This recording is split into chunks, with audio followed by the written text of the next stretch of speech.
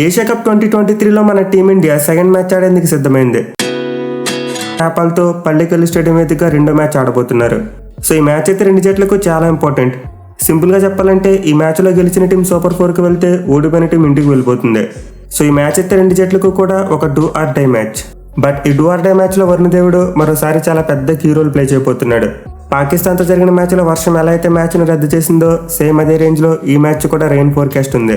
So present ఉన్న weather report ప్రకారం match జరిగే టైంతో పాటు డే మొత్తంలో కూడా వర్షం పడే ఛాన్స్ ఉంది. అండ్ ఆ ఛాన్స్ 70% వరకు ఉంది. సో మరోసారి అయితే ఈ మ్యాచ్లో రెయిన్ ఒక స్పాయిల్ స్పోర్ట్ అవ్వచ్చు. బట్ ఎనీవే రెయిన్ వచ్చి మ్యాచ్ ఏమైనా రద్దు అయితే మన టీమిండియాకి పెద్దగా డ్యామేజ్ ఏమీ జరగదు. డ్యామేజ్ మొత్తం నేపాల్కే జరుగుతుంది. ఎందుకంటే వాళ్ళు ఆల్రెడీ పాకిస్తాన్ మీద మ్యాచ్ ఓడిపోయారు. సో ఈ మ్యాచ్ కనుక రద్దు అయిందంటే నేపాల్ టీం ఇంటికి వెళ్ళిపోయి మన టీం సూపర్ 4కి వెళ్తుంది. ఎందుకంటే మన వాళ్ళ దగ్గర ఆల్రెడీ ఒక పాయింట్ ఉంది. బట్ నేపాల్ వాళ్ళ దగ్గర 0 పాయింట్స్ ఉన్నాయి. సో ఈ మ్యాచ్ కనుక రద్దు అయితే చెరో 1 పాయింట్ ఇస్తారు కాబట్టి మన టీం పాయింట్స్ 2కి వెళ్తాయి. బట్ నేపాల్ మాత్రం 1 దగ్గర ఆగిపోతాయి. దీంతో పాకిస్తాన్తో పాటు మన వాళ్ళు కూడా సూపర్ 4 స్టేజ్కి క్వాలిఫై అయిపోతారు. సో నేపాల్తో జరగబోయే మ్యాచ్లో మన టీమిండియా గెలిచినా లేకపోతే వరుణ్ దేవుడు గెలిచినా మన టీమిండియాకి అలాంటి ప్రాబ్లం ఉండదు. బట్ నేపాల్ గెలిస్తేనే మన టీమిండియాకి ఒక అతిపెద్ద షాక్ తగులుతుంది.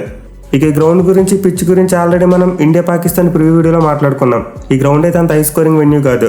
పైగా ఓవర్ క్యాస్ట్ కండిషన్స్ ఉండే అవకాశాలు ఉన్నాయి కాబట్టి మరోసారి పేస్ బౌలర్స్ ఈ పిచ్ మీద పండగ చేసుకుంటారు. ఎనివే మన వాళ్ళైతే for the first time one day ఫార్మాట్లో నేపాల్తో ఒక మ్యాచ్ ఆడబోతున్నారు. ప్రీవియస్కి ఎప్పుడు కూడా మన వాళ్ళు నేపాల్తో వన్డే మ్యాచ్ అనేది ఆడలేదు. దీంతో ఆబ్వియస్లీ చిన్నపిల్లని అడిగినా చెప్తాడు ఇన్ఎక్స్పీరియన్స్ నేపాల్ టీం మీద మన వాళ్ళు గెలుస్తారని చెప్పి. సో టీమ్స్ యొక్క క్వాలిటీ ప్రకారం చూసుకున్నా, ఫామ్ ప్రకారం చూసుకున్నా, లేకపోతే ఇంకేది చూసుకున్నా కానీ మన టీమిండియాని మ్యాచ్లో ఫేవరెట్స్గా బరిలోకి దిగుతారు. బట్ ఇంపార్టెంట్ థింగ్ ఏంటంటే మన వాళ్ళు ఈ మ్యాచ్లో కూడా తమ ఎబిలిటీస్ని టెస్ట్ చేసుకుంటారా. డిఫికల్ట్ కండిషన్స్లో మరోసారి ఫస్ట్ బ్యాటింగ్ చేస్తారా. సో నేనైతే ఈ మ్యాచ్లో అలాంటి ఎక్స్పెరిమెంట్ చేయరని అనుకుంటున్నా. ఎందుకంటే పాకిస్తాన్తో పోల్చుకుంటే నేపాల్ బౌలింగ్ యూనిట్ అంత స్ట్రాంగ్ బౌలింగ్ యూనిట్ కాదు. సో వాళ్ళ మీద మనం టెస్ట్ చేసుకోవాల్సింది ఏమీ లేదు.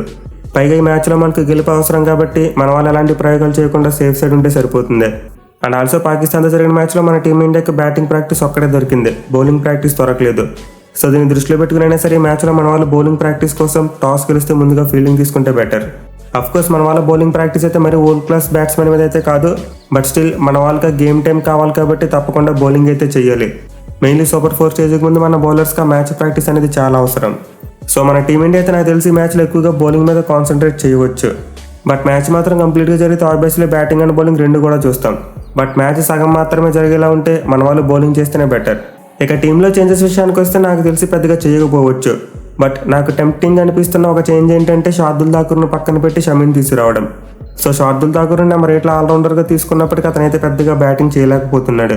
అండ్ ఆల్సో షమీకి కూడా మ్యాచ్ ప్రాక్టీస్ కావాలి కాబట్టి మేబీ అతను నేపాల్కి అగెనిస్ట్గా యూజ్ చేయవచ్చు. పైగా నేపాల్ యొక్క బౌలింగ్ యూనిట్ బట్టి చూసుకుంటే మనకు అంత బ్యాటింగ్ డెప్త్ అవసరం లేదు. 7 బ్యాట్స్మెన్ అయితే సరిపోతారు.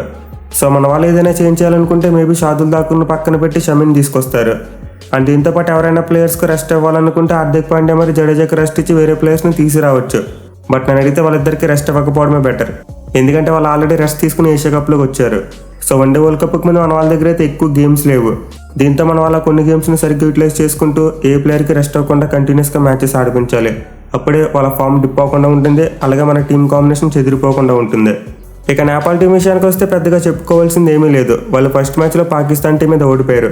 అని ముందు చెప్పుకున్నట్టు టీం క్వాలిటీ బట్టి చూసుకుంటే అంత ఎగ్జైటింగ్ ప్లేయర్స్ ఎవరూ లేరు.